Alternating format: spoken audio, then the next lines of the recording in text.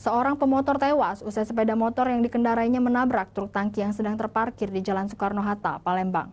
Selain menewaskan satu orang, kecelakaan ini juga menyebabkan satu orang sekarat.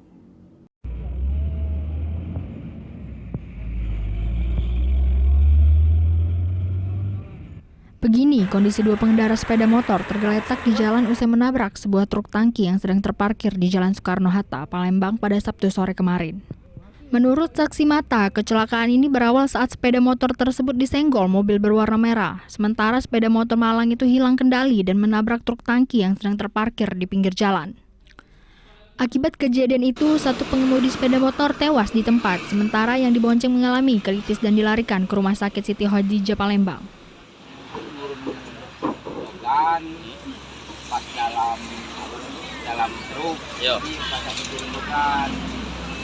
turun itu kejadian habis waruan.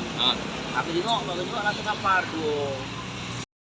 Diketahui kedua korban warga Pelaju Ilir, Kota Palembang. Sementara pihak kepolisian melakukan olah TKP dan mengamankan sepeda motor dan truk tangki.